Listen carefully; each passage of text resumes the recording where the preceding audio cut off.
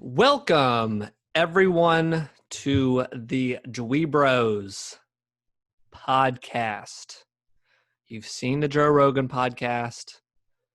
You've watched Howard Stern, and now you're clicking to this tab. Okay, let's see what the DweeBros are talking about. We're the next wave. Yeah, you guys, you come in here, you got to get our opinion. Welcome. We enjoy seeing you. We don't virtually in the comments, on the likes, when I see that little thumbs up, I get a little giddy. Every week, we thank you. No, every other week, but we thank you for joining us. We haven't introduced ourselves in a while. I'm Zach Pike, aka Dweebo, joined by Travis. Hey, how's it going, guys? AKA Slythe is my name on Twitch, Slythe GG. Yeah, and also joined by Jacob. His audio's not on, so who's muted. So he doesn't. I didn't know I was muted. I'm sorry. Hey guys, what's going on? Again, technology, it sucks. Who didn't know that? But technology's awesome. AKA Werewolf, glad to be here. Oh, I haven't done that in forever, dude. Yeah. Once you get past the age of 20, you stop the introductions. Past the age of 20, you stop howling like a wolf sometimes. Yeah, it's unless you're a furry, then I mean you go on it. You know, do what you gotta howl, whatever you gotta howl at. Howl away. Each their own. If you were a furry, what animal would you be if you had to choose? I don't feel comfortable answering that question. I would be a zebra because I always liked that my name was Zach and I liked the zebra. I'd wear a zebra head. I'd be a tiger because I like the Bengals. I thought you were going to say something else. What did you think I was going to say? Because you like to dominate. Oh, my Lord. Well, what else do you think of when you think of a furry? Jeez. You don't have to be. It Jake, doesn't have you got to pick one after that. Yeah. I'm passive, so panda. Okay, I could see you in a panda. I could see a panda. Yeah. I get very violent when someone approaches me. So we all have pandas get violent? Yeah, they do. Dude, like they protect their kin. Okay. But we all have our I like how he said a lion and you're like, well, I get violent, so I'll go panda. Yeah, I'm not. Like, it's not me, man. I get violent when they get near me. Other than that, I'm pretty chill. That's a good one. Zebras don't get violent. They just graze. All right. Well, welcome to the podcast. We talk games. We talk TV shows, movies. We like to have fun here. But you know what? Kind of an elephant in the room. We want to start the podcast out this way. It's weird. We talked before we started about this. It's just weird. All these years, we've kept out of politics. I think that a goofy guy who wears Garfield t-shirts shouldn't be talking about politics. Just a thought. It's weird. It's a weird fine line. It's a weird fine line of you don't want to offend people. I don't know everything. Like, I really am not a political expert. I don't know these things. That's part two. I wouldn't say either of us or maybe any of us are extremely politically motivated. Yeah. We vote and we have opinions on things, but we're not like activists. Yeah. Really. And it gets dicey because like one thing we could say could turn into like, oh, they just hate this group of people or they hate this political group or. And it's not like we feel that way either. Yeah. So it just was always a belief of like, hey, let's just, we are games, TV shows or whatever. There's smarter people than us. You should maybe get in your information. Go listen to them. Yeah. But I feel like it would be total, I'd feel like a loser if we didn't at least mention what's going on right now because it's kind of bonkos. Since we started this podcast, nothing to this degree has happened in America. So we are in the Cincinnati region in Ohio. And if you haven't heard already, if you're outside the country or whatever, there have been protests. There was a police killing of a man named George Floyd in Minneapolis. And there have been protests all around the country. So there have been protests also in Cincinnati, the Cincinnati area. But I guess all that to be said, that it just sucks. Like this week is just, it's been like part like, you're seeing the best also in humanity. Like I'm seeing some awesome videos of like cops mending, and like I'm seeing some really cool videos that way, but I'm seeing a lot, and actually more so, of bad Brutality. behavior of cops. And this Yeah. isn't, I also have to, again, we're walking on eggshells. I know cops, I respect cops, but when you're seeing this to the level that you see it, it's like kind of gross. And that's what I feel like, that's all I really want to say is like, it's just for the people that are oppressed and the people that are feeling the brunt of this, I am fortunate enough to just be this goofy guy with a podcast with my friends, and I don't feel the oppression, but I can go that this sucks for others and just say, hey, we see you, we respect you, and it just sucks right now. It just is, Yeah. No, I don't know I if- mean, I know I can just say this. I don't think anyone, hopefully in their right mind, would say like anything that's been happening is enjoyable or anything like that. And I think that's the part where I think we all have to stand on, and understanding this, that, man, it's kind of difficult because I'm not trying to get like any personal than we need to be, but for me, I have a very deep passion and care about people, and the well-being of people. And if anything, this is kind of, I'm trying to use like the right words. I think more or less just encouraged me to connect with people better, to care for people better, to understand people better, because maybe I haven't done that the best I could in the past. And it sucks. I completely say, that's the only thing I can really say is like, this just sucks. And it sucks because I'm never going to understand that. Yeah. They understand the hurt and the pain that someone has to experience every day. Understand that what someone has to deal with every day, knowing that they're sometimes afraid. Man, for this, I'm praying for reformation. I'm praying for restoration and hoping for the best going forward. And that's all I think we really can do, other than just getting involved and understanding people better. Yeah. But that's just where I'm at. Yeah. Well said, Jake. I think that the reality is especially in America, I know we have people that watch us from Europe, and I can't really speak to other places, but in America, for a long time, African American people specifically have had their humanity rejected by cops, by, for a long time it was via slavery. For a long time after that, it was through just lack of just general civil rights. And I would say in the modern era, it's more subtle.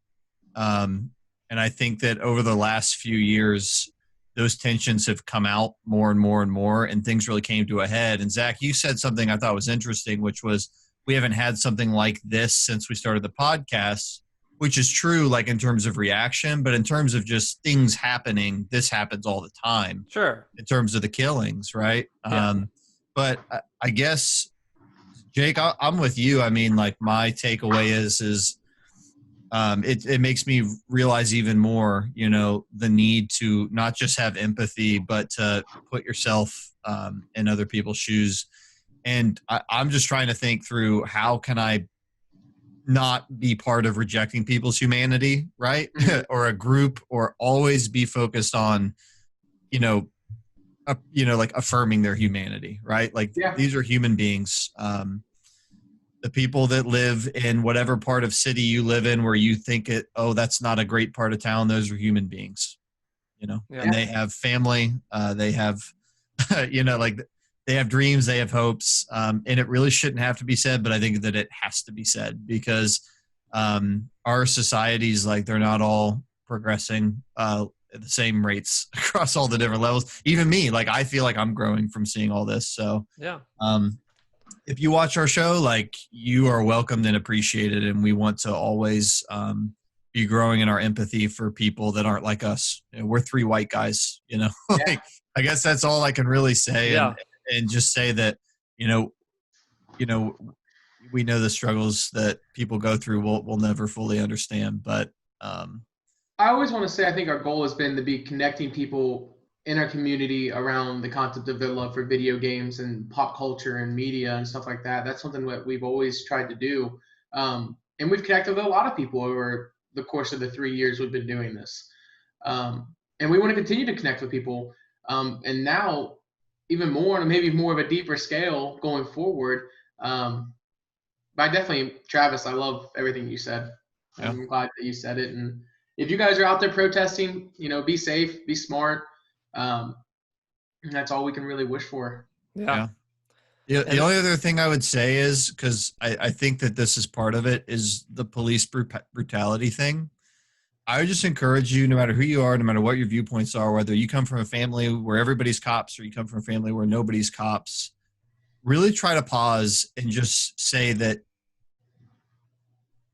like, it's okay. It doesn't mean you're against cops to say there's a lot of brutality going on that's unnecessary, right? Like, no matter who it is, like, I just think that don't be dogmatic in the way you see the world, right? Understand that there's a lot of layers to things, but I think coming out of this, like, I don't know, just all the clips that have come out of the protest. My sister was down at the Cincinnati protest and she was taking video, and I'm just seeing people get shot with rubber bullets. And I don't know. I would encourage everybody, whether you're a cop, whether you're a teacher, whether you work at a gas station, practice de-escalation and practice treating people like human beings. Yeah. I would just like that. I think that's the core of it. Core of it. Yeah. Remember, there's human beings. Oh shoot. On top of all of what you guys said was great. I would also add that in one of the videos, I don't know if you guys had seen this, there was a video of, it was in Flint, Michigan, of all the places they poisoned their population, but they got this right. They had the police chief out there. I don't know if you guys saw this video, but we did. He said, he basically, for those that hadn't seen it, he was like, he got out in the front of the crowd and said, hey, he was like, I took off my helmet. I laid down my baton. He was like, and I asked, what do you guys want? And I think that is the core of like a lot of frustration that could be avoided. We could be avoiding some, like, I understand stuff get violent and there's too craziness. Like when chaos stuff happens, like I can't speak for every individual circumstance in every city, but in this individual like circumstance, he literally was like, hey, what do you want? And somebody was like, walk with us. He's like, okay. And like, that was a peaceful thing and everybody was cheering and they had a good time. And he's like, you know what I mean? Like, it was a good time of like, hey, like there was unity and it's like, okay, we're hearing. It's like, can you take a second? So I would just challenge everybody, if you're hearing this, maybe you're getting agitated. Like there was stuff as a white dude, like I've heard some of this stuff, years and years and years ago. I was like, I didn't really understand and I didn't really agree with it and whatever, like intricacies of race, whatever. This is a gaming podcast. But I finally, in my stupid dumb brain, I was like, you know what? I'm just going to be like, talk to me, like, help me understand this. And that changed my world. Like that literally, like, you know what I mean? Like that opened up so many avenues of like listening and communication with people. And it was like, it really helped me. So in the same way of this guy just going like, what do you want? Like, okay, walk with us. Okay, cool. And it's like, oh, you're a human being. And that breaks down the walls. And what you see in some of these videos is like people forgetting that they're human beings, like Travis mentioned. Like just drive by, like spraying with pepper spray and all this weird stuff. It's like, you don't have to do that. There's other ways, I think, If your heart is leaning into stubbornness at this time and you find yourself hardening more, like, man, talk to us. Let us know. Because, like, like you can reach out to us. We'll talk to you about where you're at. Like, I just would say, like, if you're still feeling stubborn towards, like the person that's not like you through even all of this, you're really, I'll take a stand. Like, you're missing the bigger picture. Like, this is the time to open up and try to learn more about other people, not to harden even more. I would also encourage anybody who's watching, maybe confused about the situation or not understanding how they should feel, to reach out to the African American, the Black community, and just kind of like just ask. I think sometimes people feel like it's awkward to ask questions like, "Hey, how do you feel about this that's going on?" Like, they feel like it's awkward because you're asking a racial question. But truth of the matter is, I do not understand it because I'm not living it, and I want to understand it, and I'm not coming across in any different type of manner. I just want to be able to understand what you're going through. Yeah. You have a better chance of learning through that than just saying something and parroting another opinion that you haven't Man, educate yourself, and again, I think it's educate yourself and have empathy. I think those are the two things that we've all agreed on. Is like, be proactive in that. Yeah. Be proactive in your own rescue. That's why I've Yeah. always heard. Absolutely. Cool. With that being said, listen. The world's most awkward transition. No, here's the thing. Here's the thing. Equally as, important, we have to talk about this. Travis played the game Kingdom Hearts. God, don't say it like that. Oh, do not say it like that. Okay, let's just move on. Yes, I started Kingdom Hearts. Thank you. Now we're getting to the big stuff. Much less important. I started Kingdom Hearts. Yeah. Thank you. Okay. So, Kingdom Hearts. I never played that series, never played that game. But after I finished Final Fantasy VII, I kept hearing that is the same director of 7 that directed the Kingdom Hearts games. And so I just finished 7 and I was like, man, I just want to spend more time, in this kind of a game, even though it's a little different. I think it's still like an action RPG. The menu in the bottom corner kind of looks the same. And it's also got Final Fantasy VII characters in it. So I was like, I'm just going to play this. So I started it up. I am probably a third of the way through the game. I've probably done 4 of the planets, so maybe like a third, maybe a fourth. I don't know. But I'm playing it, the final mix version on the PS4, and I really like it. It's a really good game. I would say the level design and the worlds show their age. So if you've never played Kingdom Hearts, you play a kid and he gets swept up in like a storm and he goes to like another world and he meets like, Donald Duck and is it Donald Duck? I can mix up the Donald Duck, yeah. Donald Duck and Goofy and King Mickey is missing, and then you start going around to different universe or different like Disney worlds. Yeah. And you fly on your ship, but there's kind of like a main world that has like the Magic Kingdom castle in it, and like there's Final Fantasy characters there that also left their world, so there's kind of like a Final Fantasy anime kind of vibe with those kind of people mixed in with the Disney. And it's good. It's really charming. Good music. The battle system, I was a little skeptical because people are always like, oh, it's got such a good battle system. And when I first picked it up, I was like, this feels really plain. I just hit, X over and over and over again, and I roll. But then I started learning as you do it more, like they're not like materia, but you get like abilities that you can assign, and you have a certain amount of slots to assign them. And some of them are automatic. They're not the most strategic thing in the world. But what redeems it is the game's really not easy. Like if you're not paying attention, it's easy to die. And I appreciate that difficulty because otherwise it would be very boring. But almost every boss fight I've had to really think like, okay, what do I want to equip? Do I want the rolling ability or do I want the jumping up in the air and striking ability? I use magic a lot. I've leaned into that, and I find that also adds a lot to the experience because it's not like you can just shoot a fireball or a lightning bolt. Like fire is like a very direct attack that has tracking. Ice is more, or not, maybe it's not ice. Yeah, it's ice. It's like kind of like an AoE effect. And then thunder, it just like sends like thunderbolts all over the place, but it doesn't really hurt anybody that bad. So that variety in terms of it's not just what type you want to use, but the way that it will interact with the people around you is kind of cool. It's a good game. I'm liking it. I want to keep playing it. I'm going to finish it. My intention is to play through the series. I'll let you know how that goes because I guess it gets pretty long. Where are you at right now? I just beat Aladdin. So I did the first planet is Alice in Wonderland, which was extremely confusing. Yep. Then Tarzan, which was also confusing, and Hercules, which I thought Hercules was cool because it was just like an arena. It's a coliseum. Yeah. Then we went back to Time Town, or what's it called? Tinkertown? Traverse Town. And I did, I fought a boss there, and then I went to Aladdin.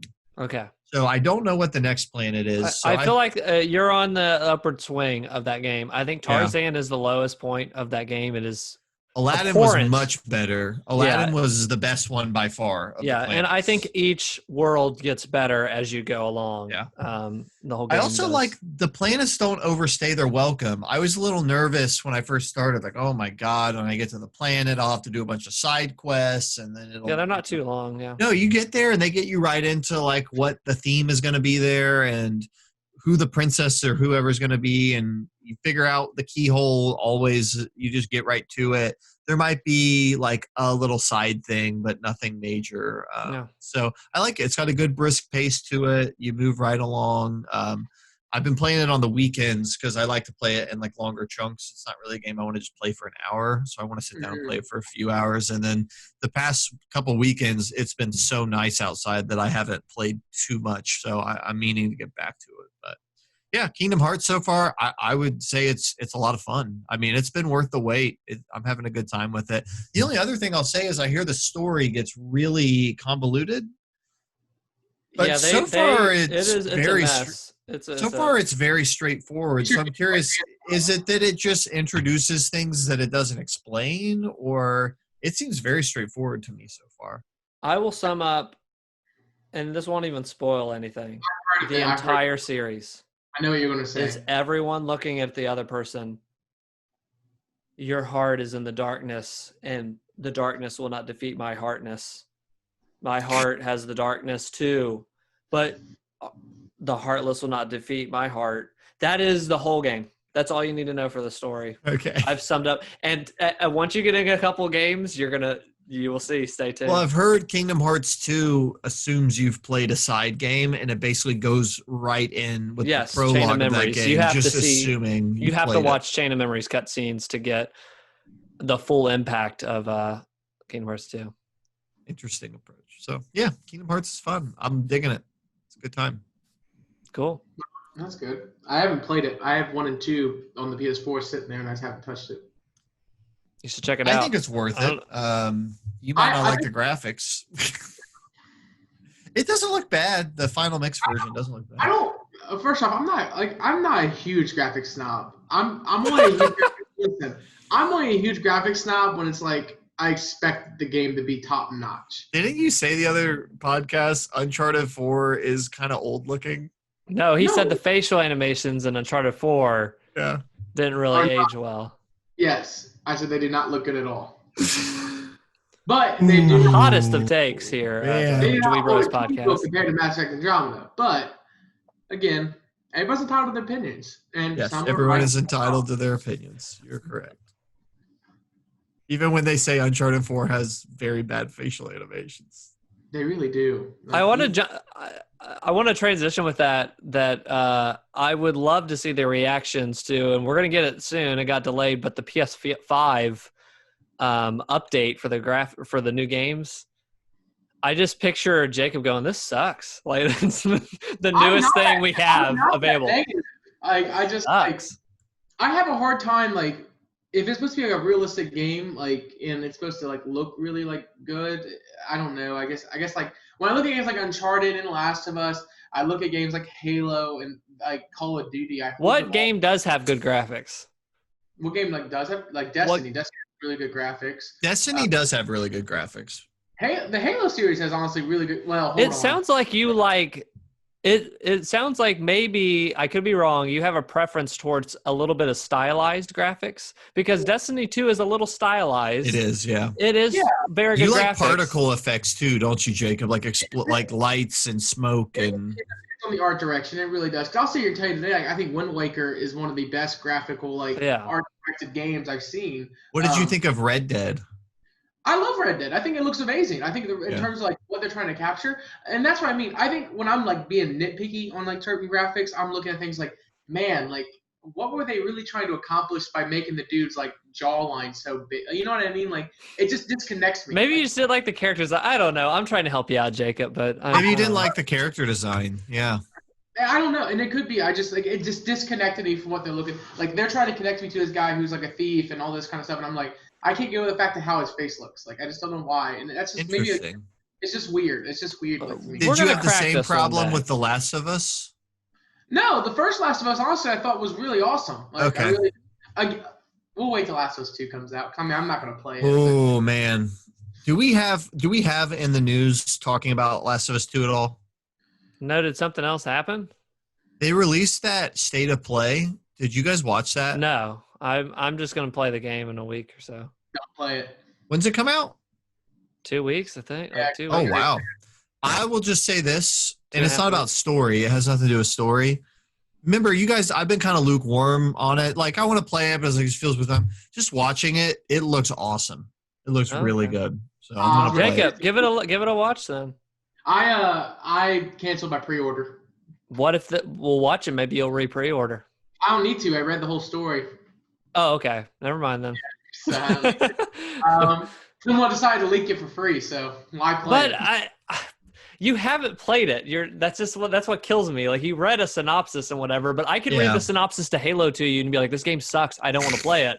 But you didn't play it. Like, if you hadn't played it, it's. I was already like on the fence. The only reason I was buying it is because of name power. After I read that crap, I'm like, yeah, I'm good.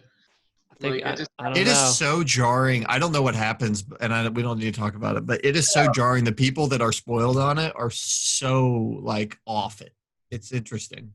Gosh, I don't know. It's We'll crazy. find out when we play it. I can't imagine. I really can't imagine. It's okay. No, I mean, in It's the terms of Last art, Jedi. in terms of art direction, I did happen to pick up Breath of the Wild again and play that a little bit on stream. Man, the game does look really good. Like, and once I like picked it up and played it again, I'm like, I really like the art direction. I could not. That get game over- is that game 4 years old or 3 years old? 3. It was 3. 2017. Yeah. Yeah. As I played it, I was starting to get annoyed again by a couple of things, like the fact that the Master Sword disappears after a while. That kind of ticked me off. And I started to like realize like, man, I did more shrines, and when I went to go do more shrines, I literally got 5 or 4 major tests of strengths in a row, and I was like, man, they really did not diversify these things like at all. And I really just kind of, The test of strengths being very repetitive, and there were only like maybe a fifth of the shrines. That was one of my critiques. and then just I got, the open world didn't have enough enemy types. yeah, With all the and goblins. I think like that, but honestly, that part. So after I was playing through that, because I've done like 65 shrines, so I mean more than half, I think, because there's 100 and how many? 125. Oh, not more than half. I'll shut up. But it's okay. But the puzzle shrines are so good. Yeah, They're I so mean, good. I think if anything, it made me realize how much I liked Wind Waker and Twilight Princess and the more linear Zelda's more, because the only thing that Breath of the Wild has going for it is the fact I get to choose where I want to go to begin the game. But with that being said, it does not make it a bad game. Still, I still in the category like this is a good game. It's just not my game. I did play the DLC for the Master Sword, and I had a blast doing that because that was really challenging. The combat was really fun, and I love the progression of the idea. Like, hey, you have to scavenge whatever you can and just get better and better. I love that DLC. That was very I fun. need to finish the second and third parts. The first part was so hard. Travis, I streamed all of the DLC. I believe all of it. And I was screaming on stream. I think Jacob, you came over for one, or The second one was so hard from the beginning. I was like, I don't know if I can do this because you're like up flying around. Is the whole thing like that, or just the first part? They changed it every level. Every level's kind of different each stage. So I did the one-shot Obliviator, which that was kind of honestly easy. It was when I went to the Master Sword Trials is when I'm like, holy smoke, this game cranked it to 10, like real fast. But it's so satisfying to beat it. It's really fun. But yeah, no, I really was. I really was enjoying it. But then, of course, you play Breath of the Wild and say, you know what? Let's play something that takes every Zelda game and just smashes it into one. And I started playing Hyrule Warriors again. Holy mother of Zelda fan fiction porn have I picked up. Like, it is amazing. Like, I can't put it down. If I had more time, that's what I would be playing. yeah. I saw play it. Yes. I never played that. Well, it basically was. It is Dynasty Warriors, which was a series where you're just hacking and slashing and with these armies and taking down mobs and stuff. And then they just and I jumped in the stream, Jacob, and said this as well, but it is a Zelda fan fiction. Yeah. Without spoiling anything, they do stuff with Link's character that they've never done in any of the other Does he talk? games. Yeah, No. he talk. No, he is the fairy that talks for him. Yeah. There's some dialogue from Link and stuff, and just some really weird stuff by the end where you're like, an 11-year-old wrote this game. I'm just loving the fact that they somehow found a bullcrap story to throw everyone together, and it's like it's a very weird game. I get to play as every single character, and I get to it's very. I agree with you, very weird. But I don't know what it is. It's just the idea of I get to play as young Link, and then turn around and play as Impa, and then turn around and play as Sheik, then play as Ganondorf, and then Zant, and then keep going. It has sparked an interest in me to want to play Skyward Sword finally. I've never played Skyward Sword. I didn't want to play Skyward Sword because I feel like the controls sucked. Please do that, and I'll jump in on the stream on that one.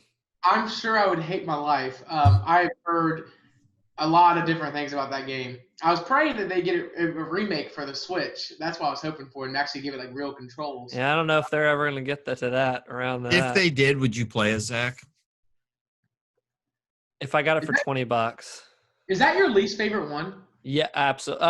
I would put it above Zelda 2.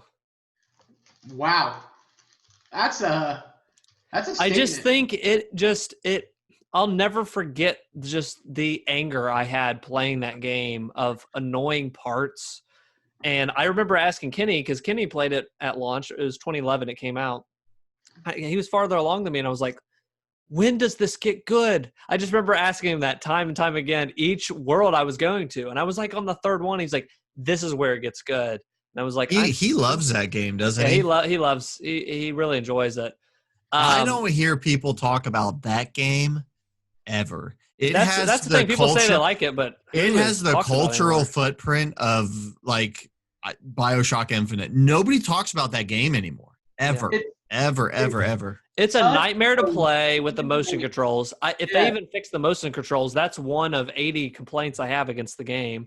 I hate the areas. I hate the graphics look like doo-doo when it came out, because that was right around the time, if we're talking about graphics, Uncharted had just came out. Like those games were going on in HD. And then you have Skyward Sword. Yeah, Skyward Sword looks like straight up doo-doo. Did Skyward Sword get emulated? Can you use like an nunchuck controller? That's probably the only way you should play it. Is they said there's certain areas that you can't get through because it requires certain type of motion controls. So they said can't you connect the nunchuck to the computer? Can you? You can. You connect it. I don't know if I want. I've been getting nostalgic for the Wii and wanting to get one and hook it up, but I don't know what I would hook it up to. I have a jailbroken Wii that I jailbroke a while Really? That's my first time. Yeah, dude, it was so much fun. It's so awesome to do. But nonetheless, that's illegal. Don't do that, people. Don't do that. But I have a Wii U, so I've been I can just play this via that. I don't know. We'll see. I've been thinking about it. It's been making me want to play it. Also, by the way, I think the Hyrule Warriors design of Link is probably one of the best designs of Link. He looks cool on it, yeah. Yeah, I don't know what it is, but the chainmail looks great. I love the color, the tunic, the shade of green, and then the scarf. Real quick question. We'll go around. What is your favorite? I'm looking at my shelf of all the Links I have on my action figure shelf of them. What's your favorite Link design? Ocarina of Time adult Link. Unbeatable. I'm between that and Twilight Princess's Link. I think Twilight Princess's Link is almost like a remastered version of that, so they're both really good. I really do I did like Twilight Princess's Link before I got to know the Hyrule Warriors version of Link. So you might be Hyrule Warriors. Well, that one's not canon, so I won't include that one. Okay. It's either that one or it's Fierce Deity Link. Oh yeah, well if we're counting crazy forms, yeah. Where would you guys put Cartoon Link from Wind Waker? Such an odd one to try to place. Probably in a third place. He still looks amazing. That's an amazing design. Yeah, I'd probably put him second. Probably put him second or third, yeah. I like Kid Link from Majora's Mask also. I do like Kid Link. I think the least favorite one, I've seen Skyward Sword Link. I don't like that one. Yeah, I don't like that one either.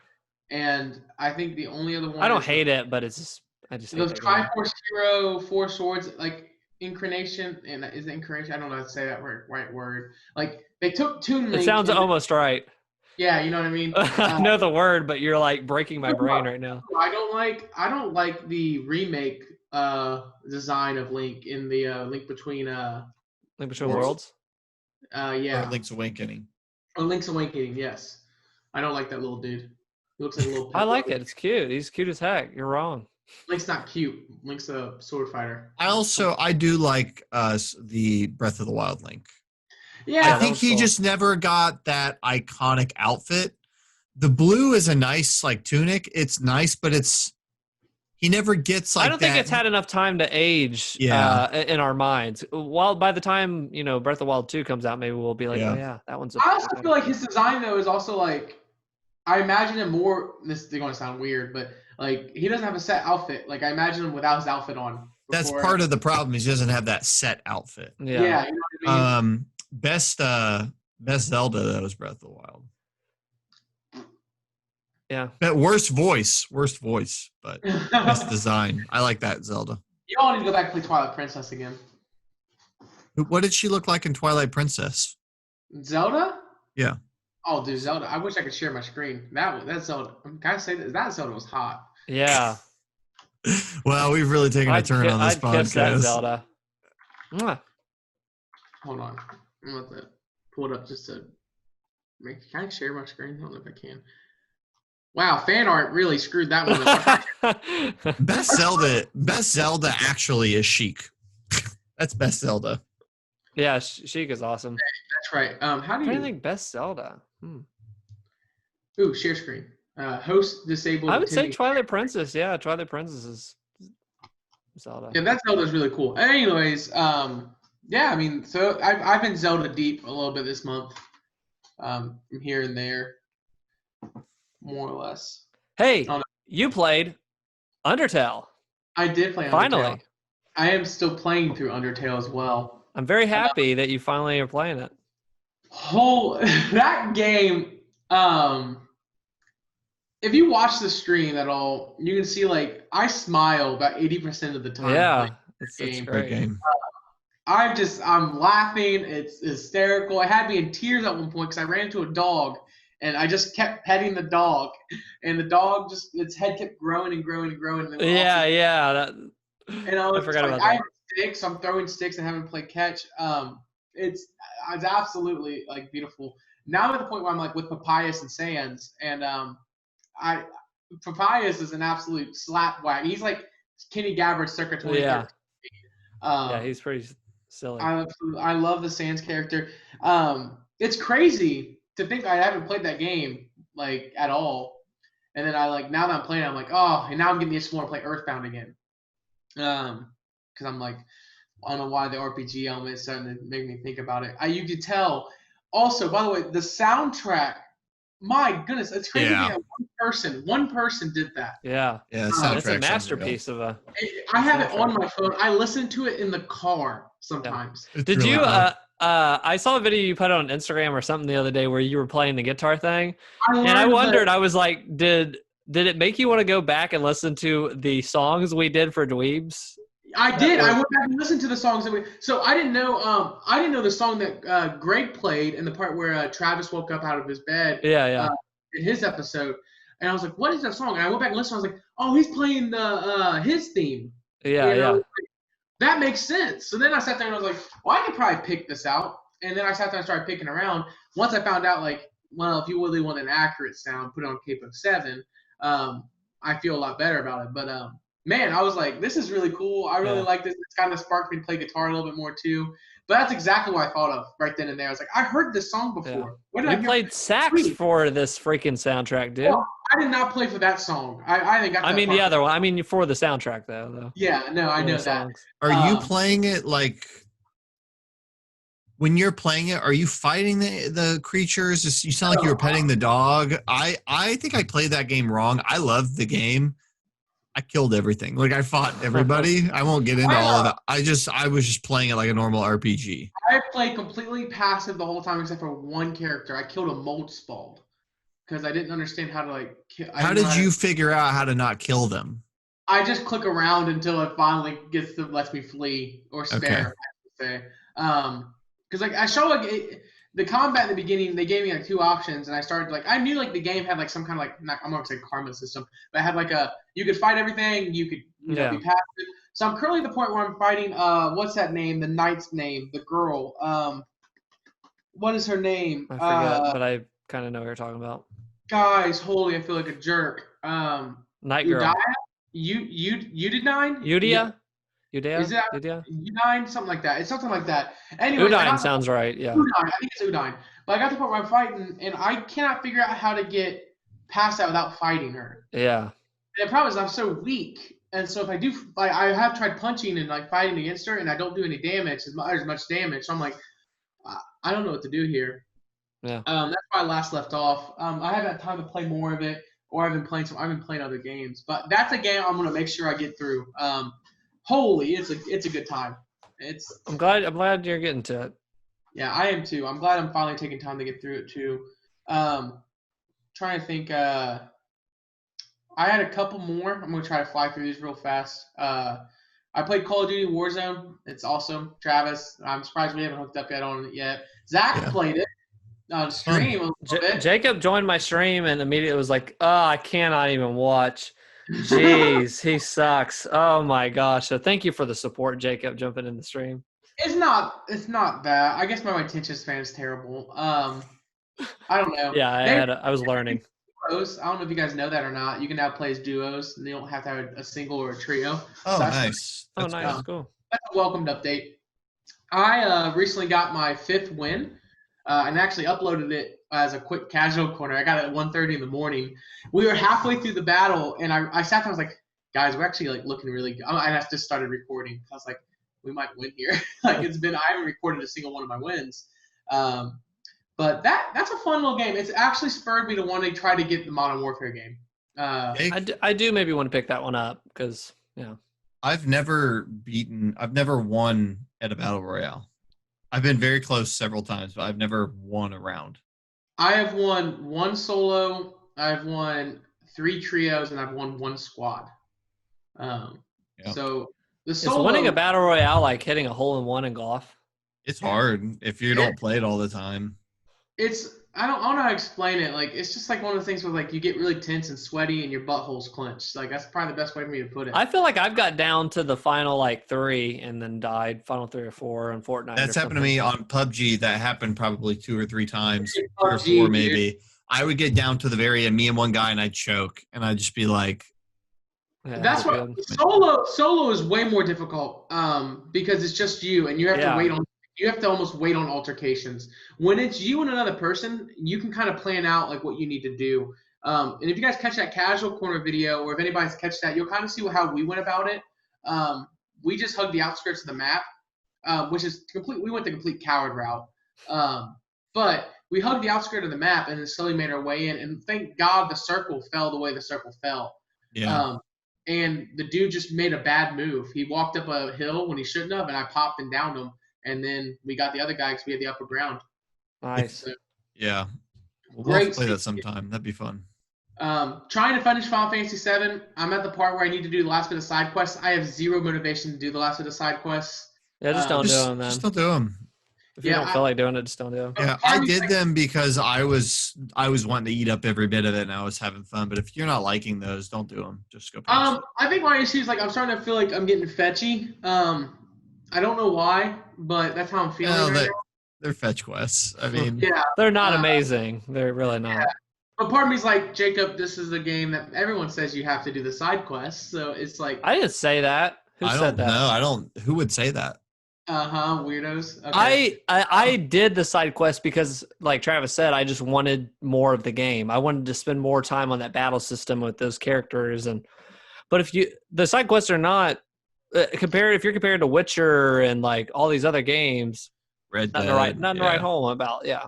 I just think it's funny because I went there. I was going to proceed in the story, and they're like, "Are you sure?" And I was like, "Yes." And I was like, "Just say yes." Really yeah, sure? you're fine. And I was like, dang it, I'm gonna go back and do it. Like they tell me not to make sure, so that's where I'm at. If you don't care about collecting all the materia and getting all the weapons, and if you're just playing the game, having fun with what you're using, you don't need to do those. Yeah, we'll see. I'm definitely. You're not gonna miss cutscenes, really.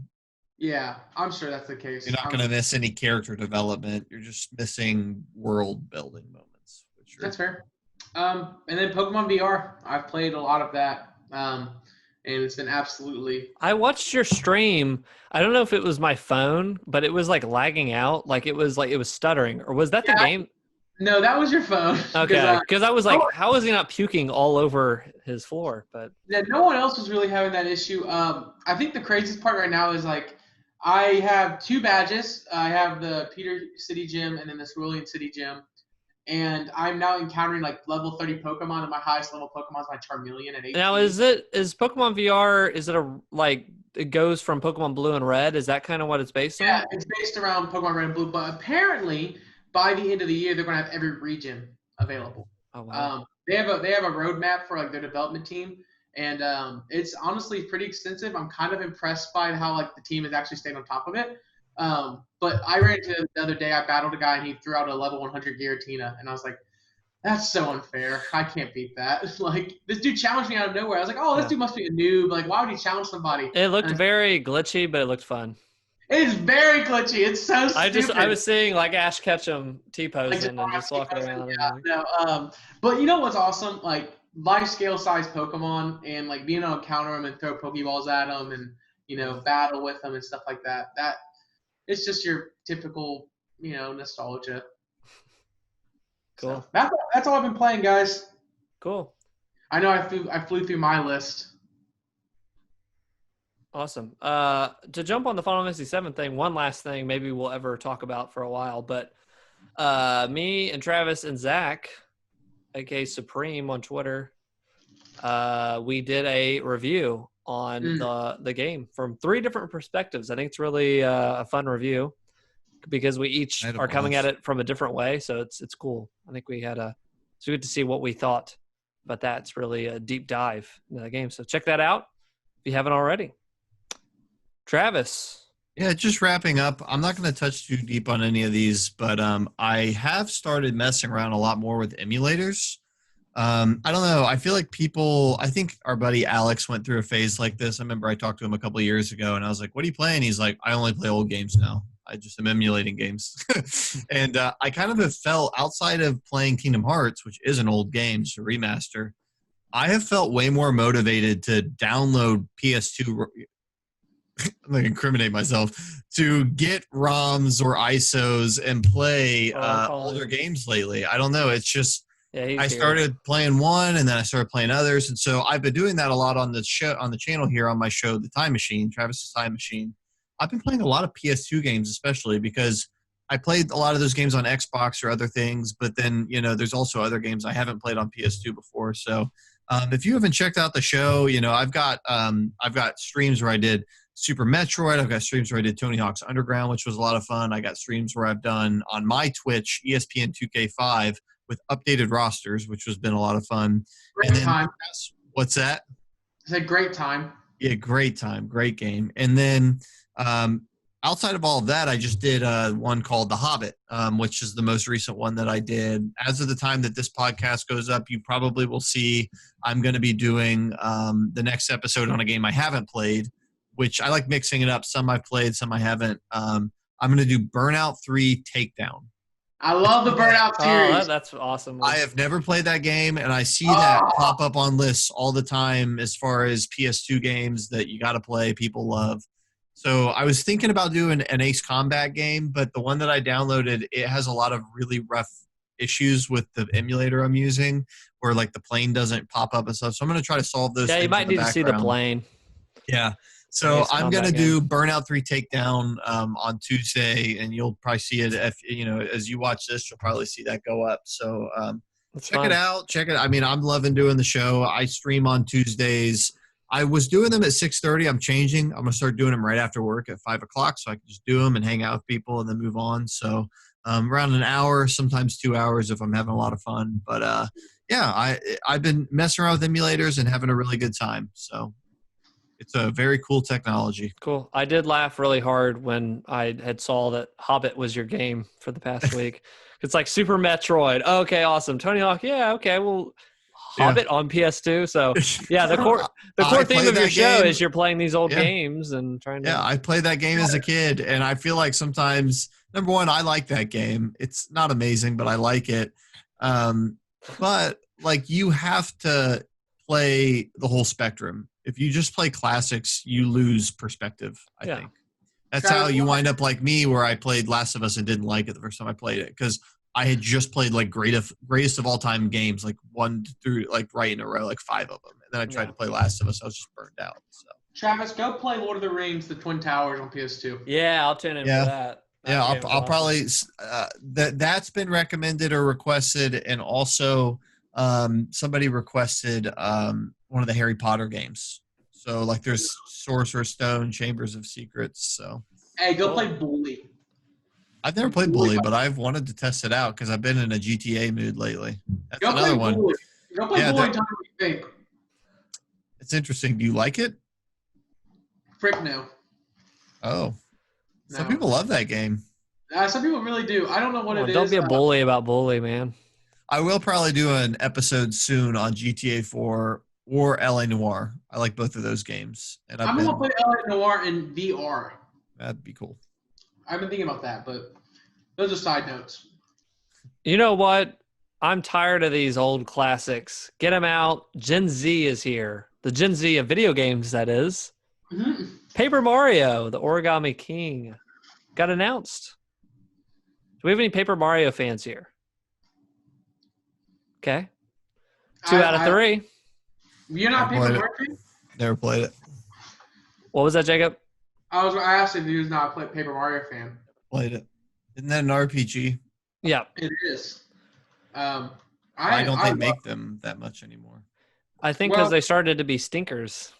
No, hold on. Let's rewind a little bit. Okay, let's rewind. Let's go the N64 one. Classic. I didn't play it. I didn't play it till later. I played it after the fact. After I played the game. I played it when it first came out. Absolutely loved it. I thought the story was great. Great. Everything was great about it. That game is funny. That game's funny, actually. I loved Mario 64, and we'd go to Walmart. We'd look at the games, and we saw Paper Mario, and I was like, Mom, what if I got Paper Mario? And she just looked at it and said, I don't know. It doesn't really look that good. You want this other game? Like, she literally, like, my mom steered me away from that game for whatever reason. For some reason back then when I was a kid and I saw it, I was like, it's Mario, but he's a piece of paper. Yeah. It confused me as a kid. It confused me big time. And I think I even saw the kiosk with the turn-based, and I think back then turn-based was not in my wheelhouse just yet. I had a couple more years. So. Another Super Mario RPG 2, but their thing with Square fell through. So we ended up getting a Paper Mario spinoff. Which I didn't play Super Mario RPG till years later as well. But they're fun games. They are so witty. The humor is it is legitimately funny. Right. It's great writing. It's fun battle system to jump on. So we fast forward and we get the GameCube, the 1,000-year-old door. And that to me is my favorite. And that is a 10 out of 10. It's called 1,000-Year Door. Yeah, 1,000-Year Door. Perfect build on top of Paper Mario 64. The characters, they stay witty. They hold you to a T on like the lottery system in the game. You can't cheat it. If you cheat it, like they make you pay like triple the amount of coins you're supposed to pay. It's absolutely like a joy to play. Yeah. Then they made Super Paper Mario on Wii. It's more of the same. I think they added like a turning, rotating thing. I liked that one. I think I like that the third best out of all those. And then everything after that is doo-doo, poo-poo, pee-pee. It's not good, dude. It's not good at all. Not good. And some of it, I played Sticker Star, and I did beat Sticker Star. But it is literally just you can play it. Those games are you can play it. So now we have a new Origami King. And did you guys see the gameplay? Did you watch the video? I've not even heard of this. I'm going to look it up. So it's coming out for Switch. And my first thing, and me and everybody else on planet Earth in the comment was like, are they getting rid of the freaking badge or like the sticker system? Because what would happen is it's almost, and as much as I liked Breath of the Wild's weapons breaking, picture that, but every sticker you get breaks when you use it. So you collect these stickers and you use them in battle, and they get used in battle and they go away. So you basically have to just keep collecting these stickers. It's hell on earth to keep dealing with these stickers, and there's If you get there's puzzles where you have to get specific stickers. So if there's like a tree in your way, it's like, oh yeah, you're supposed to use the windmill sticker, of course, 8 levels ago, to like blow this wind away. It's not fun. It's a totally you can play it. So with this Origami King, I started watching the gameplay, and it looks like they're getting rid of that. As far as we can tell, it looks like the sticker system, and they're going back to the classic, what made the other ones fun. Yeah. I'm saying I'm giving it a Papa John's. I'm doing a stay tuned on that, and I'm gonna like make sure it's fun. Help me here. Yeah. I thought these were turn-based RPGs, but what I just watched looked like a pseudo platformer. There's platforming elements in them. It's not heavy into platforming, but there's platforming elements, and then Just the gonna battles. be an RPG? Yes. Oh. So the battle system is you go in turn-based, and he levels up and all that other stuff. Comes out in July, guys. So Yeah, it's pretty soon. Did any of you guys play Mario versus Rabbids? No. Okay. And that concludes the Paper Mario discussion. And then we also got another announcement. A great announcement. Tony Hawk's Pro Skater 1 and 2 remakes. Don't crap on this. Do not screw this up. So what is funny is we are now at the stage in the game industry where we are on our second remakes of a game. Yeah, that's happened a couple times now. Yeah, I can only ever the only time I can ever think of that too is the Tomb Raider have gone through a second whole total reboot. That's been two. Shadow of the Colossus got a pretty but that was But remaster. It's not 2 remakes though. Yeah. So they've done this before, and I am an extreme fan of these games. That's how I even started doing the streaming, is these Tony Hawk games.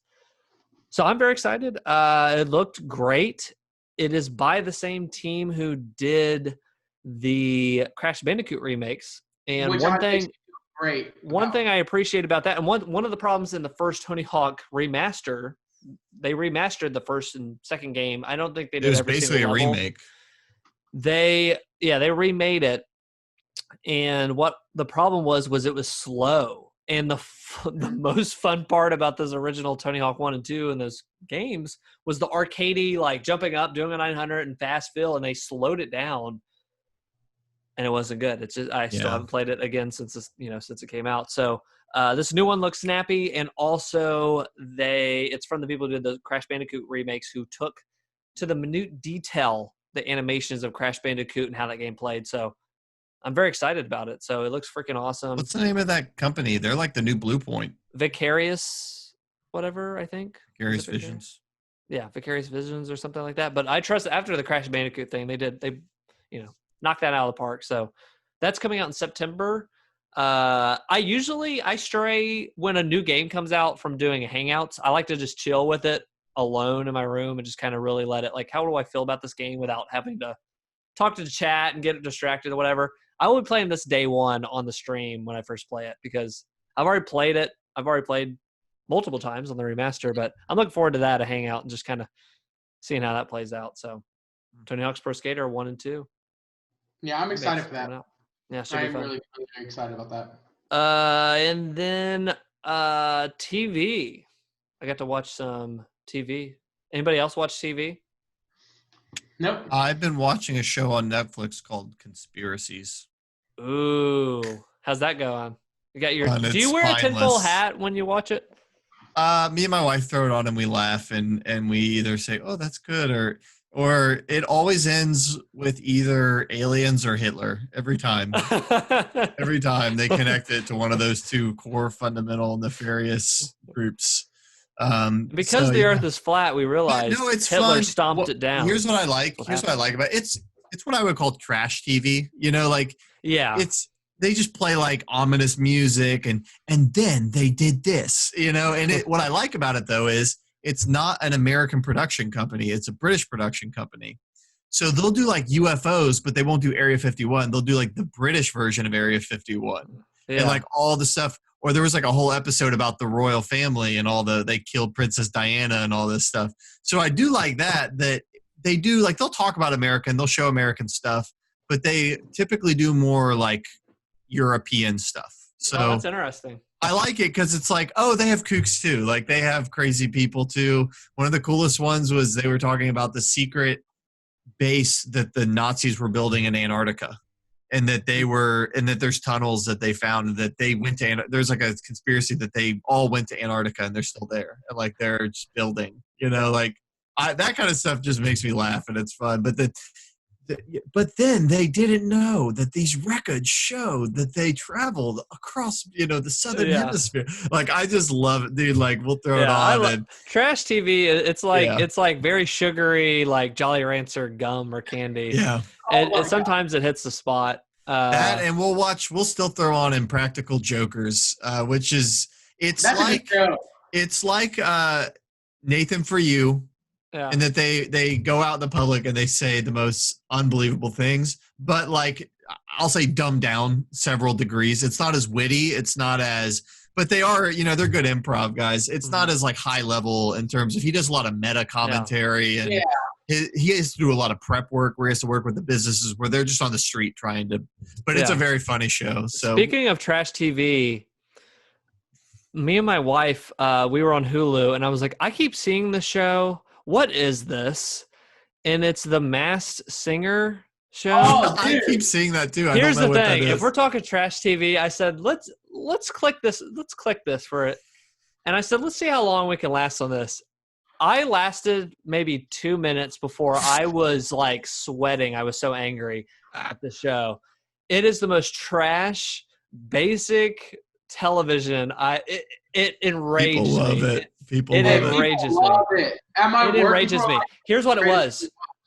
Oh wow! It's that comedian. I don't know. One of the judges was like, "Wow, that move. I wonder if it's Bill Clinton. I wonder if it's who is this?" And I'm like, "Who cares? Who freaking cares? Who cares?" People at my work talked about that for weeks. Like, I think it's this person. I think this person's this person. Dude, it's the lowest. Oh, is it? Do they string it along? Yeah. So I thought they bring people out and they sing one thing and then they show who it is. No, it's a long tiered competition to the end. Yeah, and they have to guess. I only made it 2 minutes, so I couldn't tell you a lot. But they literally, I did see that it takes a while to whatever. Are they always good at singing or are they bad sometimes? No, they're actually quite good. And most of the time it's people that you're like, oh, I didn't know that, what's her name? She was running for vice president with John McCain. Sarah Palin was on this? Yeah, Sarah Palin was in it for a couple weeks, and she was actually like a decent singer. Wow. Maybe that's her next career. I don't think it is. But yeah, so, just that extra politics on top of politics. But anyways. Oh, my God. But yeah, that show sucks and is very bad. Noted. Now I have like a morbid curiosity. See how long you can last. I lasted 2 minutes before I was like, I clicked it. I was like, I can't take it. The Masked Singer Challenge. How long? The Masked Singer Challenge. Honestly, and I don't love it. It's your typical American Idol store brought fed kind of. It's going to last for 3 seasons and people start poo-pooing on it type of TV. But it's a good you kind of veg out type of show.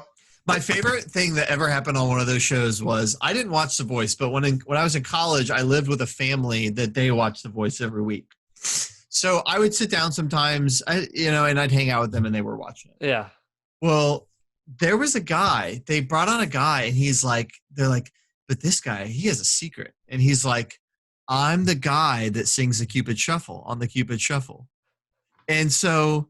He talked about it. They did like a mini documentary. It was like a 3-minute segment all about how he sang the Cupid Shuffle and he's got a really good voice, but he just became known as the Cupid Shuffle guy. Yeah.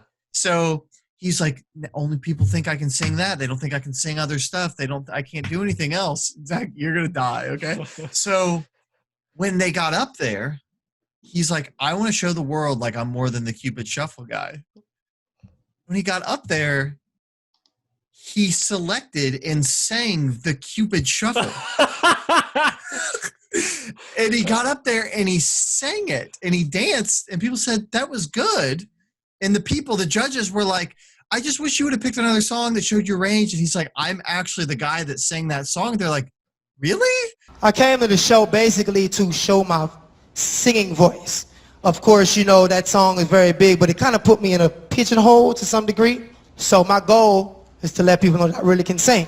You know what, man? I just thought that it was awkward. I mean, like, it's cool as hell to turn around and it's you, but it's a very peculiar song to do on a show like this, right? Like, he's like, yeah. They're like, oh, like, and do you sing? He's like, no, I've only ever sang this. I want a show I can do.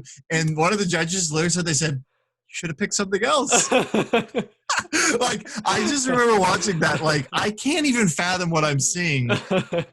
He wanted to prove it wrong, but he went in this weird meta headspace where like the way to do that was to sing it, but do more like layers and stuff. Yeah. And it was like, pick any other song, like sing anything else. He literally said, I'm only known as that guy. That's called a Microsoft move. You can call this console everything except Xbox One and Xbox 360. We'll call it Xbox One. No, you can't do it.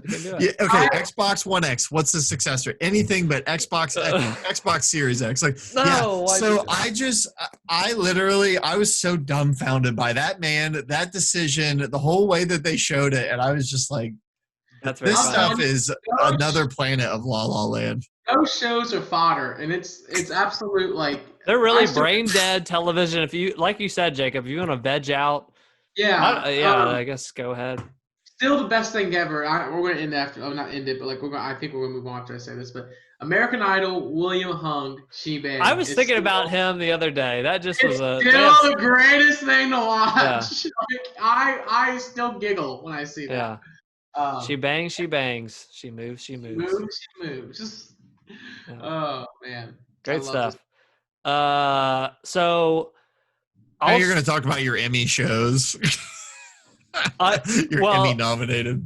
Well, both of these are kind of like documentary kind of series stuff. Oh, nice. I don't even know what you would call this one. I guess I don't even know what it was. It's kind of like in between. We're talking about the trash television, brain dead, and in between like good television. It's right in between there.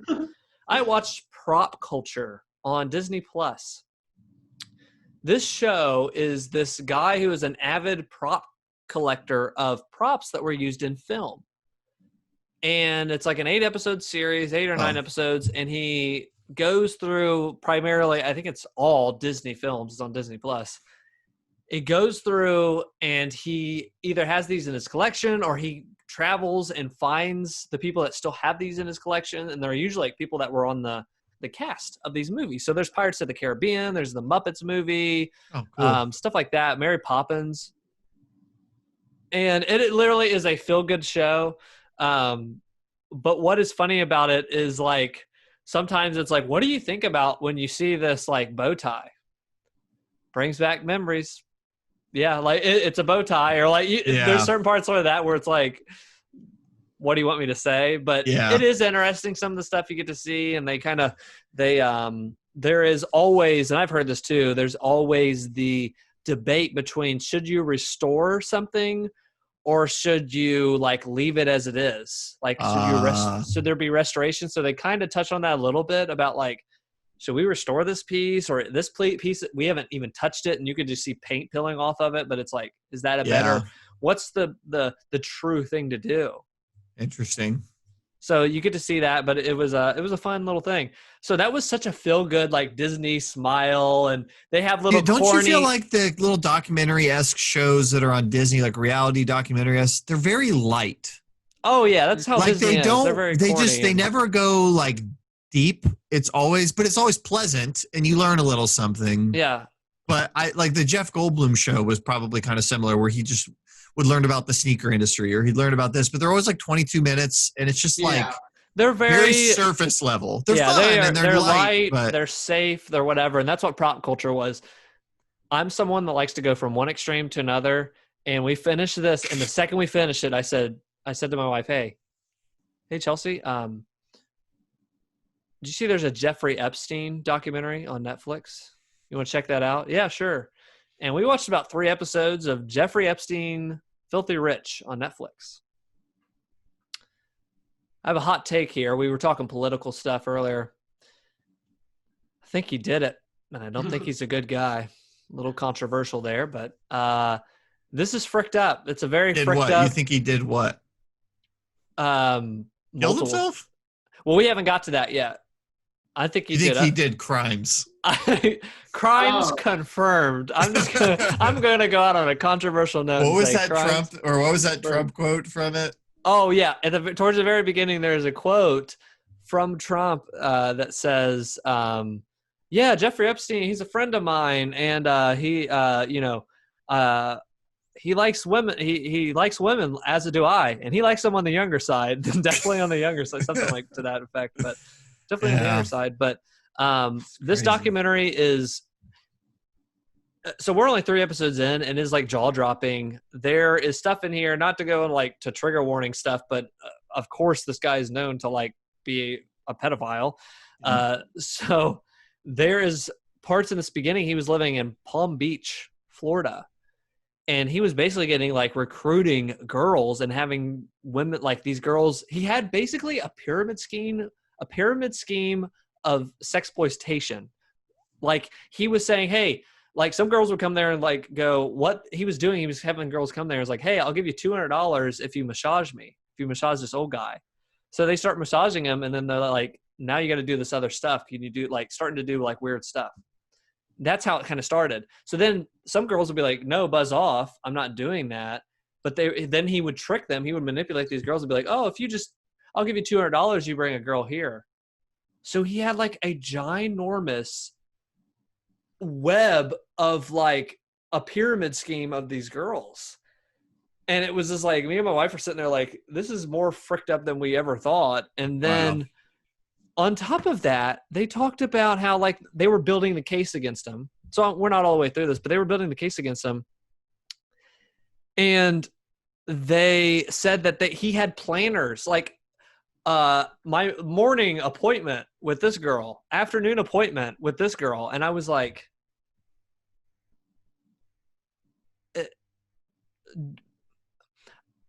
you know what?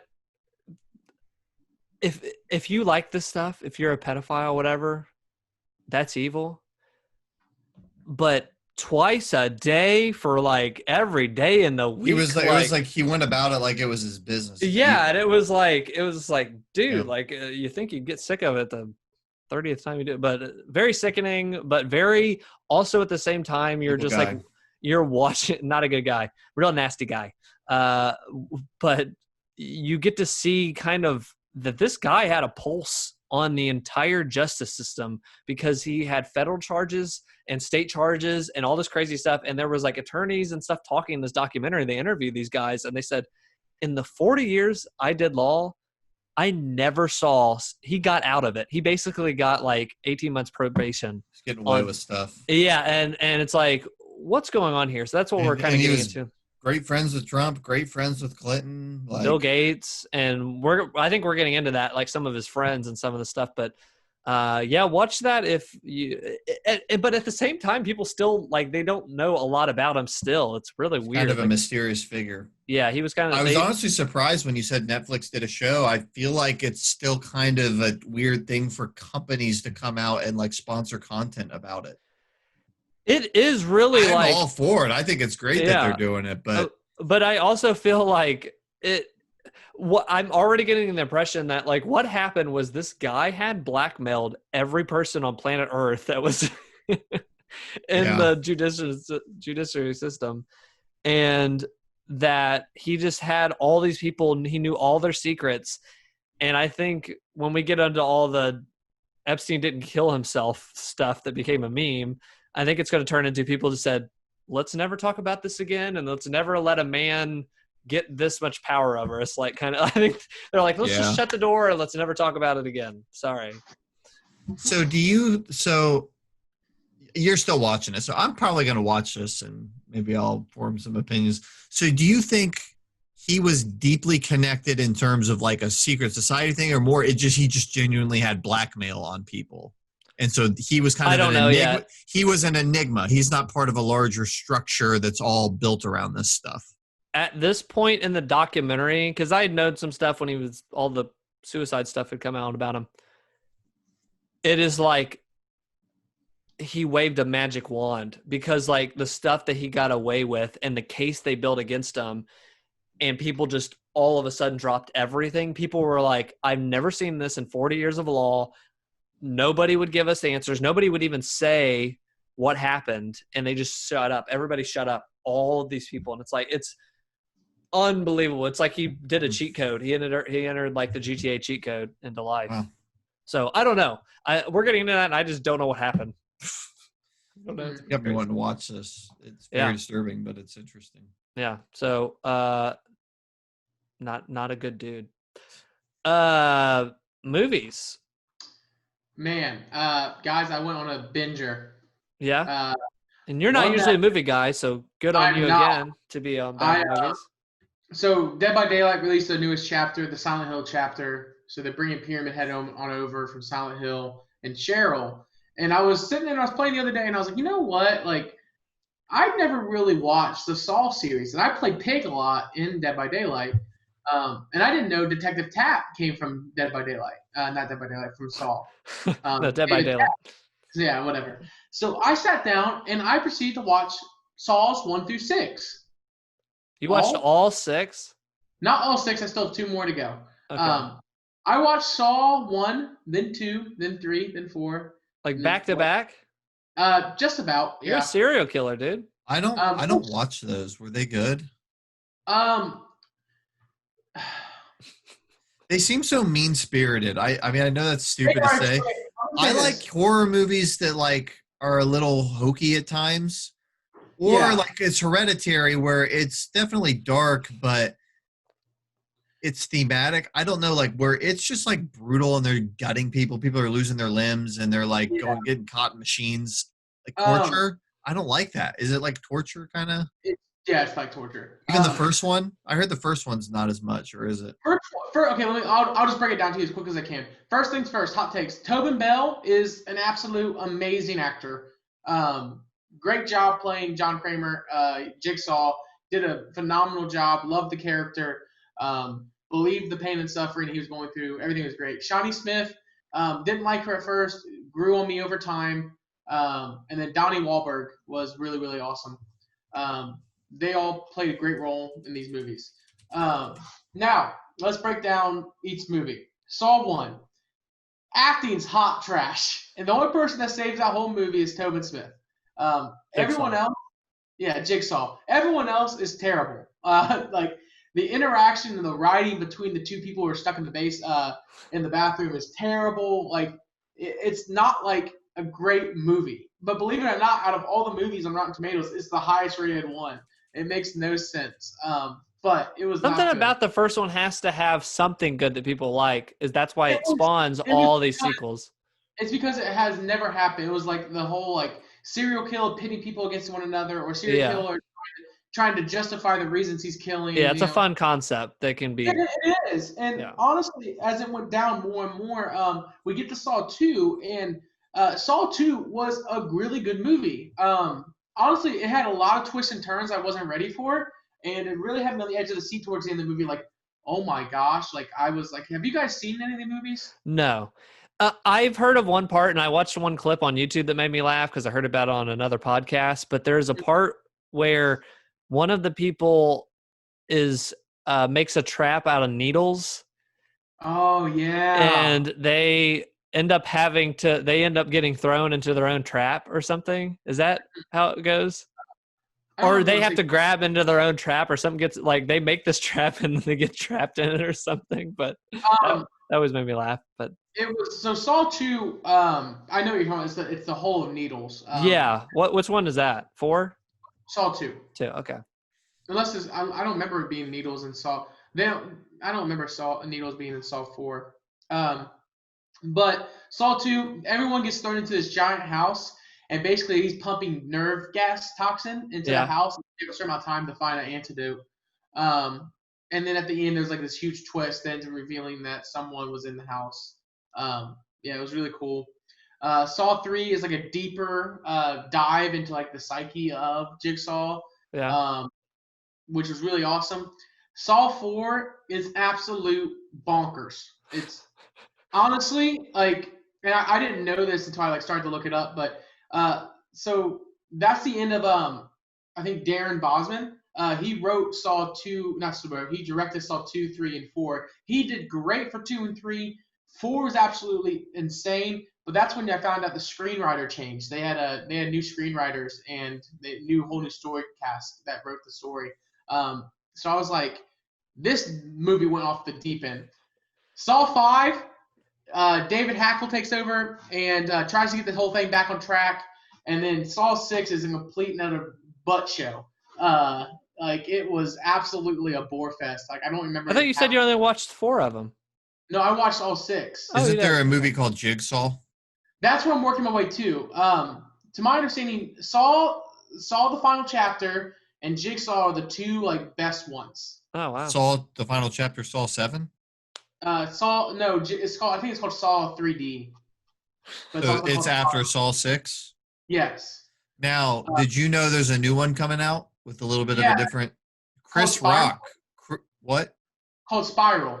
Chris Rock got the rights to Saw, and he's making a movie called Spiral. Wow. Yeah, which Chris Rock making a movie is absolutely mind blowing to me. Chris Rock made a great movie. Hold on. It was in 2015, I think.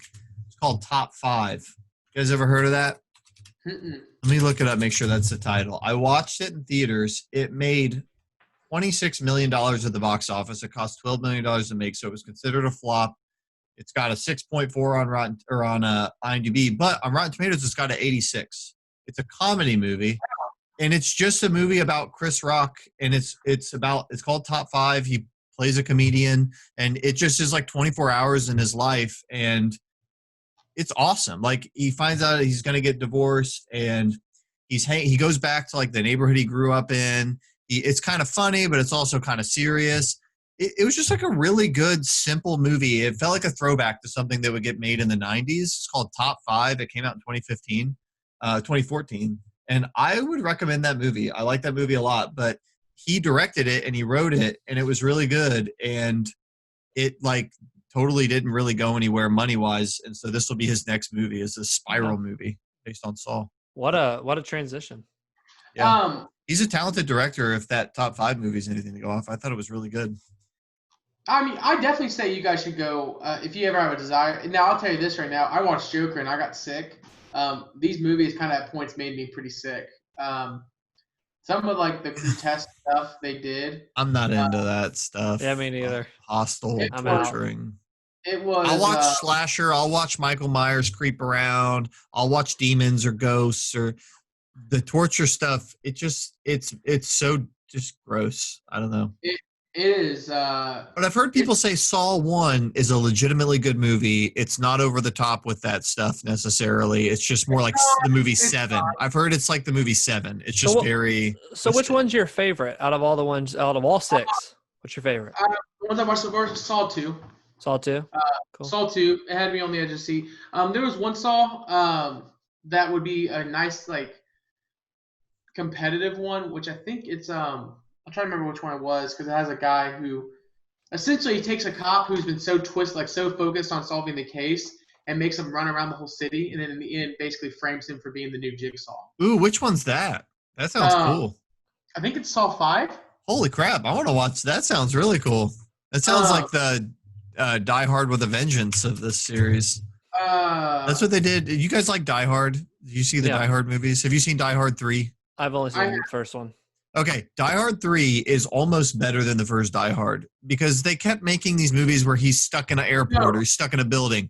Die Hard 3, Die Hard with a Vengeance, they say, okay, pair him with Samuel L. Jackson, put him in the middle of Harlem with all this race tension and cop tension. It's actually a very timely movie. They have John McClane start the movie wearing a sandwich board naked with I hate, I've heard of that walking through Harlem.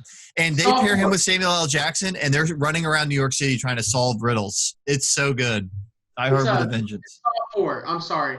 All 4. Saw 4 really. This is where like Saw 2, 3, and 4. I said earlier 4 kind of gets nuts, but the concept of 4 is cool. It just the writing's really crappy, but like the combination of the end of the movie, including like everything he's been doing, was really cool. And they brought back characters from the other movies, and it made it like really memorable moment at the end. But yeah, avoid Saw 5 if you can. Is it just bad? It's just bad. It has a lot of gore and not a lot of anything else going on. So that's pretty much it. But I highly recommend Saw 2. Honestly, you can watch Saw 1 and 2 and go to bed and be happy. Nice. I don't know if I'd watch I don't know it. if I'd go to bed happy. I might go to bed scared and demonic. That was so nice. That was so good. Tuck me in. Yeah, tuck me in at night. But yeah, I went on a binger, guys. Went on a binger, hardcore. Well, Yeah. speaking of bingers, I continued my binge of the Dirty Harry quintology. Guys, I'm on the 4th of 5 films. I love that you're watching through all these. I watched Sudden Impact. Sudden Impact. This movie was made in 1983. Dirty Harry is back. This time it follows primarily another kind of lead main character. I forget her name, but her and her sister, they show some flashbacks, and they were sexually assaulted at this like carnival place by these like thug criminal people or whatever. They're like Looney Tunes villains, basically, in this plot. They have this woman who plays a very stereotypical manly lesbian. She is like kind of the leader of this group, and she laughed like this the whole time. Then these other like crooked guys and stuff that are with her, and what happens is people start getting just murdered. Like they're shot in the nuts and they're shot in the head. And after the third one of that, they're like, we've got like a serial killer. We got somebody coming around here and killing. And it's one of those sisters. One of the sisters is still like in like shock out of everything that happened to her. And this girl is like getting revenge. Oh. And so what's been cool, one thing I liked about this is they continue this kind of like, you know, there is no justice and all this stuff from the past films. This one was like, well, there is somebody, you know, dishing it out like without, you know, going through the courts. There's somebody just shooting people in the nuts and shooting them in the head because of what they did. You know, South Park talked about that. Did they? About You should shoot people in the nuts. shooting people in the nuts? Sorry, I just odd note. Okay. So he shows up, he's trying to figure this all out. This film, though, from the other ones, he kind of shows up and does some cool stuff. This one, they make Clint Eastwood into Batman. What I mean by that is there are scenes where where Clint Eastwood's character is at in this film is he basically comes up to this it was almost like a scene from The Godfather. Clint Eastwood basically busts into this wedding. Like he's not invited. He shows up, he walks in and sees this like crime lord, like Godfather guy. And he's sitting there with his daughter. It's his daughter's wedding. And he like pulls out this letter, and Clint Eastwood has all this dirt on this guy. And he's talking mean to Clint at first, like Clint Eastwood's Dirty Harry. And he's looking at him, and he looks down at him. He's like, you know, your family. He's like, why would you run this? You know, why would you come here? He's speaking like the Godfather. He's like, my daughter's wedding. Well, I'm glad you came here. Just kind of toying with Callahan. Clint Eastwood looks down. He's like, you know what might also run this wedding is if they know that their father raped this woman and like had all this like dirt on him in this envelope.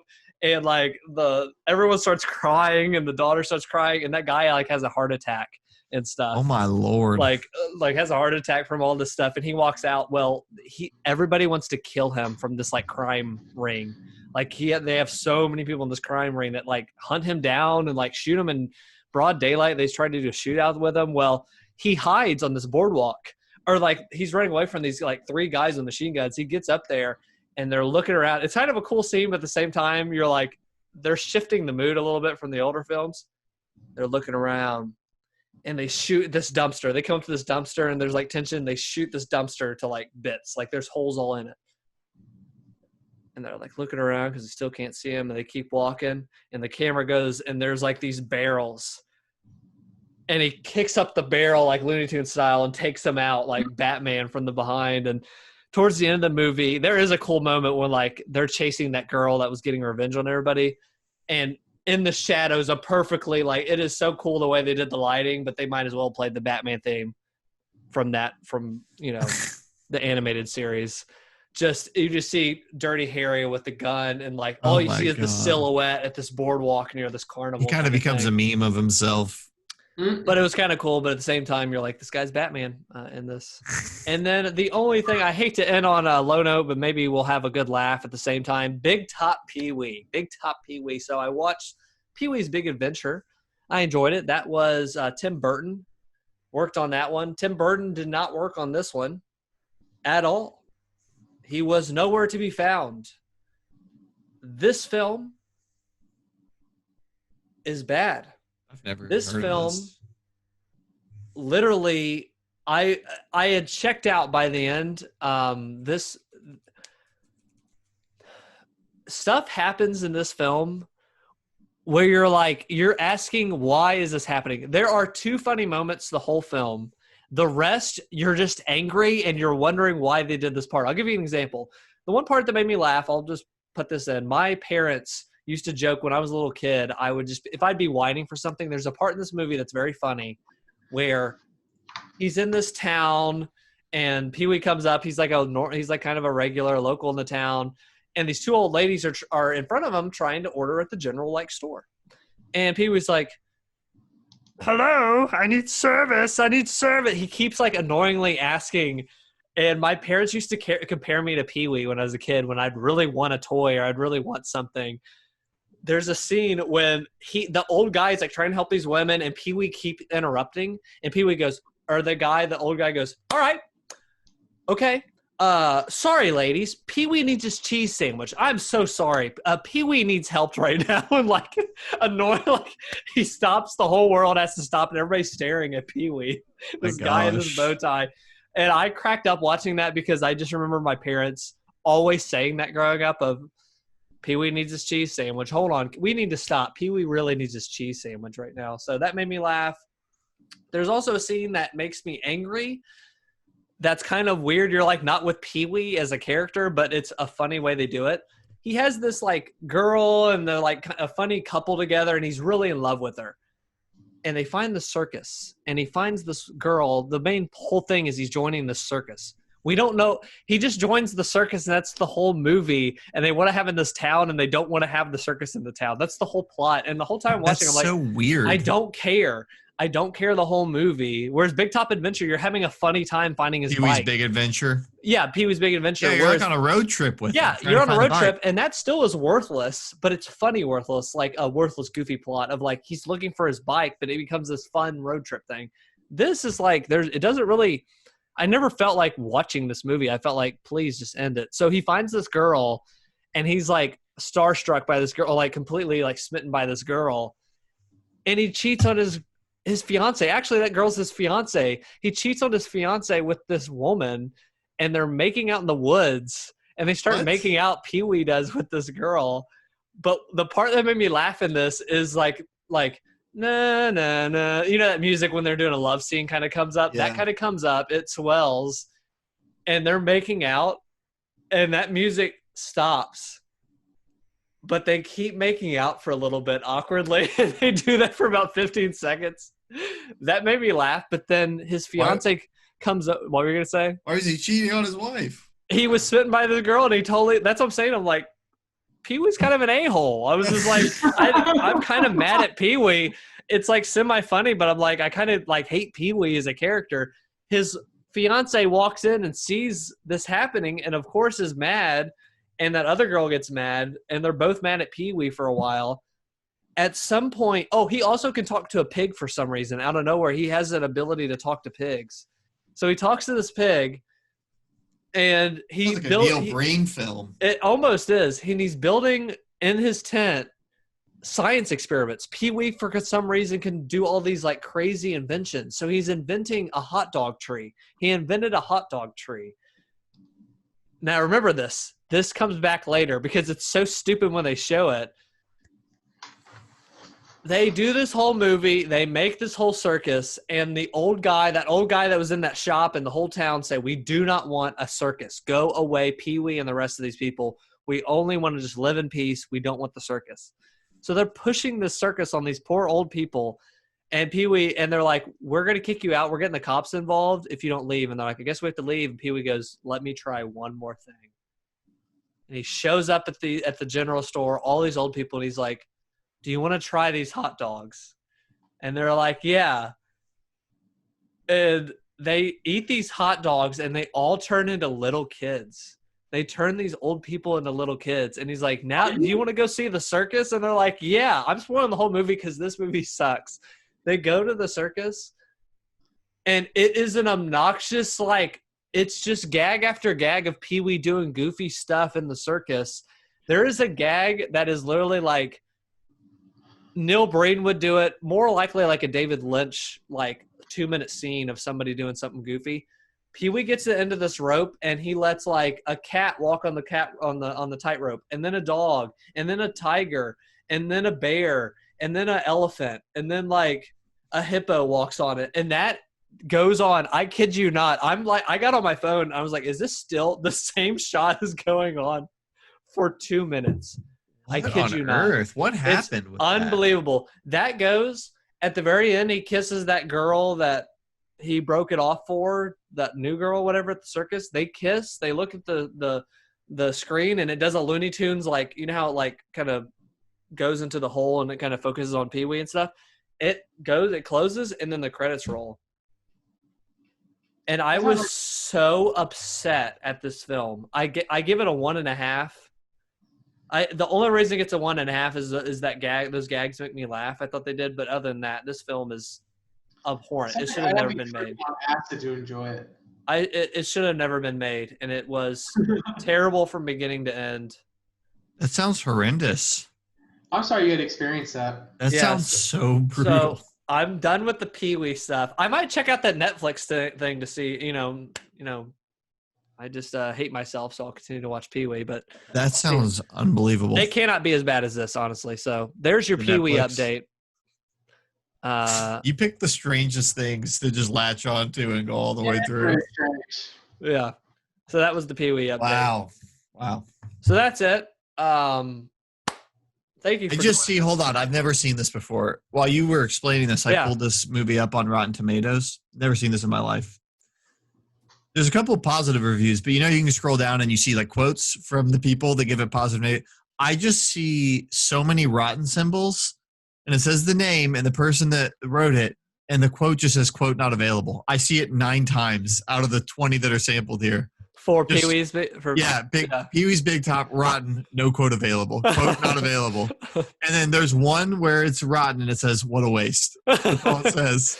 Yeah, this movie is a waste of your time. I was angry because I'd watched it. So Cole Smithy gave it a positive and said, a yowling comedy, look out for those slight gags. Slight gags is right. Movie is bad. So wow.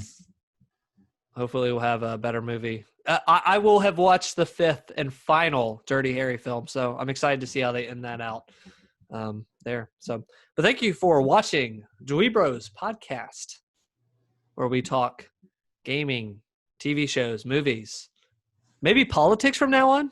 I'm just kidding. Nah. But thank you. Also, we have a Twitter, DweeBoYT on Twitter. We update when we're doing streams. When we're doing, they rescheduled. They're going to be rescheduling the PS5 update. Our first look at the launch, I guess the launch games or launch window games, PlayStation 5. I'll be streaming that live. Also, along with that, we all have shows. I have Hangouts. I stream on Thursdays at 7 p.m. unless noted otherwise on the Twitter. Travis. Time Machine, looking for at 5 p.m. on Tuesdays, 5:30 p.m. Jacob's Casual Corner is currently going through a rebranding. The only reason why is school has been hitting full force, and I'm also in the process, if you guys don't know this, I'm currently unemployed. Shout out COVID-19. Shout out COVID. So I'm currently in the process of looking for a job because, you have to be a productive citizen in life. So what I've been doing instead has been uploading some of my highlights from my streams or when I do stream, or just uploading random stuff that I've been playing and trying to keep you guys updated. I found that I'd rather do that than have to dedicate, and that's no offense to anybody else. I cannot dedicate, an additional hour and a half, 2 hours to a streaming twice a week. So Cool. you guys will continue to see bits and takes from me. You just saw Call of Duty win, which is the perfect epitome of casual corner, if I say so myself. So we'll keep coming those. We'll keep throwing those your way. I have a Hyrule Warriors and a Breath of the Wild one I want to throw out there. Cool. All right. Well, I think that's it. Thank you for joining us. Does anyone have like a last word? I feel like we ended on this Peewee stuff. We got to get Posy. Posy vibes. What's positive right now, man? Let's be honest. Saul. Go watch Saul. It's better than know the what? news. Yeah, go watch Saw. You'll understand a little bit. You know what? Hey, you know what? At least Ebola's not happening. Oh wait, what? Yeah. Wait, what? Ebola's happening. Ebola's back. Okay. There's been an Ebola outbreak. All right, guys. I know 2020, the gift that keeps on giving. 2020 vision is not a thing. It's terrible. Yeah. Well, I think we let's end on this. There's no murder hornets that. Oh, shoot. Yeah. There actually are. Neogas making a comeback. What is it? Neogas making a comeback. Are they? No, I'm just joking. Well,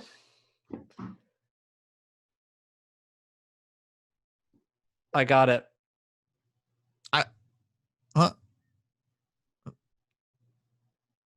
What is it? An announcement for the whole channel. We are only from now on going to be streaming our reactions to The Masked Singer. Who's it going to be? This is now a Masked Singer podcast. She bangs. She bangs. Oh, she moves. She moves. Yeah. She bangs. She bangs. She bangs. Oh baby, when she moves. She moves. I go crazy cause she looks like a flower, but she stings like a bee. Like every girl in history. No She one's bangs. She bangs. I'm Thank you. wasted by the way Thank you. Where's the people at?